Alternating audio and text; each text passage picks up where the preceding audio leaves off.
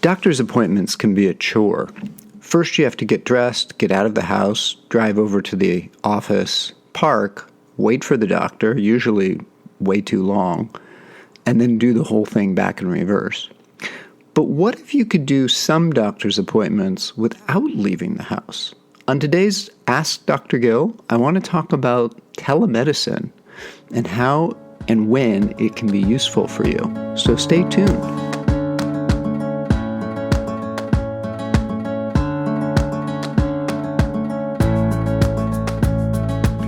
Hello and welcome to Ask Dr. Gil. I am your host, Dr. Gil Winkleman. And today on the program, I would like to talk about telemedicine, telehealth, telepsychiatry, telehealth for mental health services. It has different names, Online Doctor Consultations.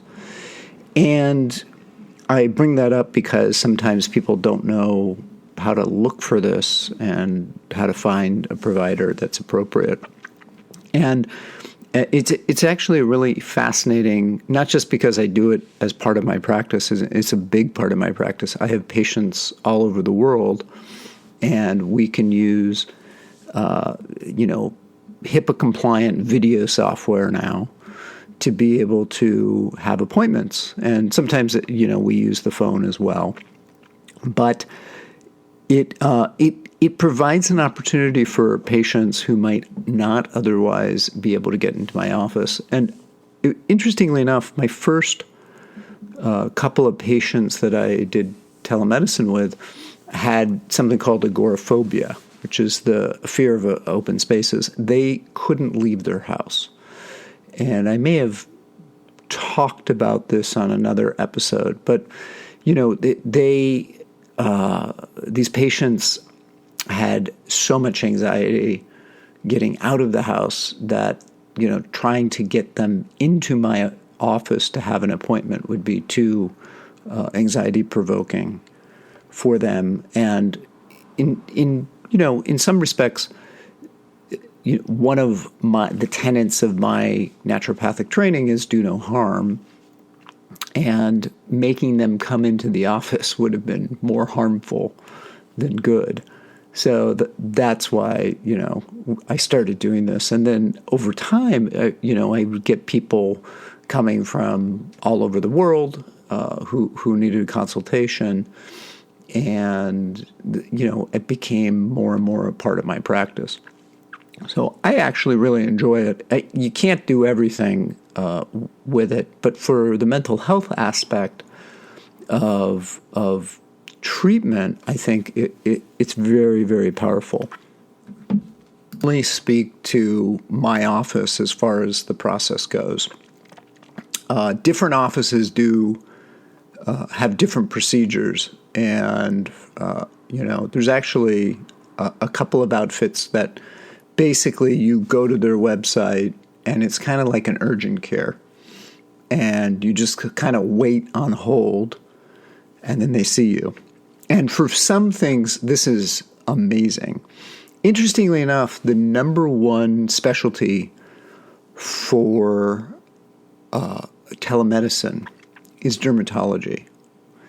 And, when you think about that for a moment, it really makes sense, because most of the time, a really good dermatologist can take one look at something and know exactly what it is.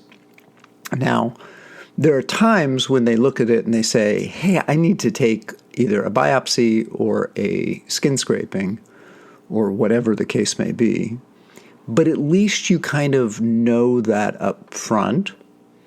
And I think long term, as we use telemedicine more, this will make waiting less, people won't have to wait in the waiting room as much. I think a lot of that happens for patients because doctors tend to overbook, in part because people cancel. But we are, as a group, optimistic about how much time it will take with a patient. And sometimes some patients need more time than others.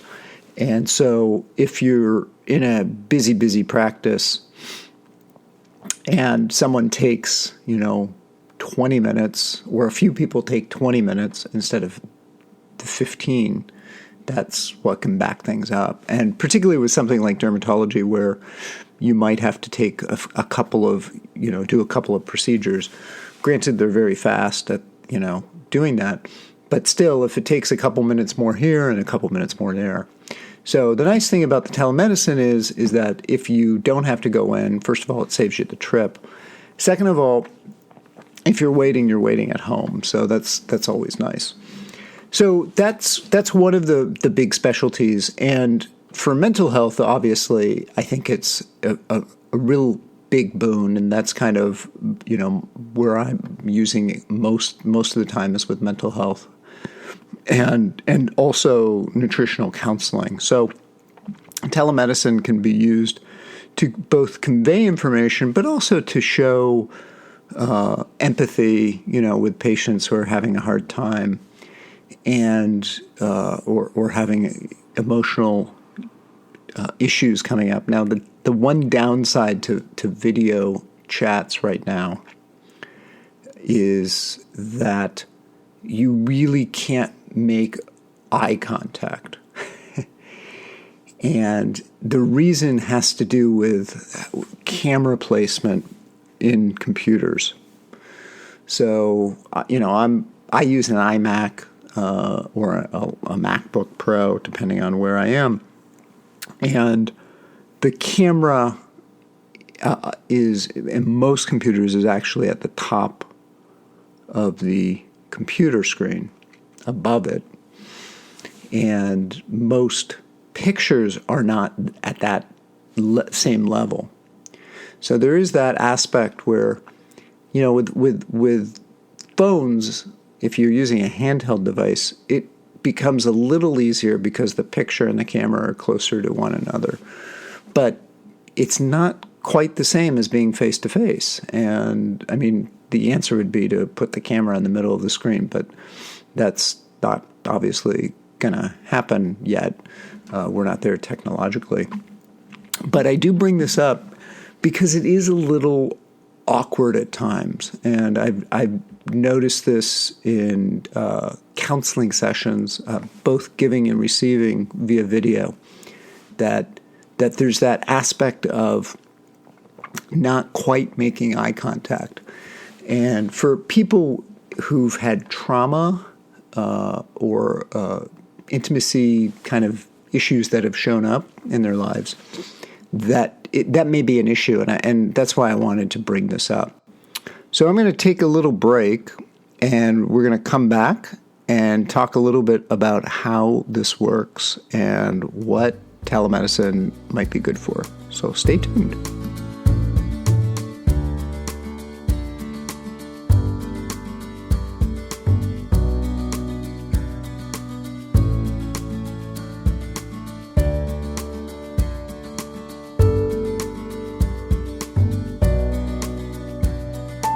Hello and welcome back to Ask Dr. Gil. I am your host, Dr. Gil Winkleman. And before we continue, I just wanted to let you know that I'm always happy to take questions. You can email them to info, I-N-F-O, at AskDrGil.com. And if it's, I get a question multiple times, it can become a topic on here. And I've done that on a number of occasions with the program. And if you have a question that's specific, we can figure out about answering that as well, too, specific to your case, The other thing I wanted to let you know is that I am putting together a pyroluria workshop, really an e-course. It's still coming together, and when I have it fully together, I will let you know more about it. And you can always go to my website, AskDrGil.com, AskDrGil.com, and //workshops. And on that page, when I have information, it will go on that page. In the meantime, if you go to that page, you can sign up for email and I will send you information as it comes up. So all right, let's get back to telemedicine and telehealth services. So, basically the process isn't that much different than a doctor's appointment in person. So typically people email the office at that info at AskDrGil.com, and my office manager, Tara, will get back to you with, what testing, if we're going to do testing. Usually I do testing before the appointment. Not always, though. And the only reason I say that is that most people haven't had the tests that are needed, for Walsh protocol, but also for general, blood work and so forth. So if that's an issue, for example, the couple of the people with agoraphobia who couldn't leave their house, those people we didn't get testing for to begin with. And so we did do some of the home tests, which are usually urine, because those were definitely, easier to get. But if you can't leave your house, you can't leave your house. I mean, and it happens. So that's kind of, what we do. And then we set up the appointment time, and we send you a link for the video. Or some people who don't have the technology, we use the phone. So that's kind of the basic idea behind it. And it's, we talk, and sometimes I might ask someone to hold, look at their body in some way. But typically, it's more about information, getting a thorough history, and I'm big on that and asking a lot of questions. And because I do a Walsh protocol, there's very specific questions that we ask to sort of delineate, is this a case of methylation issue under or over? Is there a pyrol possibility? Is there zinc copper imbalance? Is there head injury, or is there heavy metal issues? Now, I can't do telemedicine with everything. I can't do neurofeedback over the phone, typically. I can't palpate someone. I can't do, like, for example, an abdominal exam or a heart exam.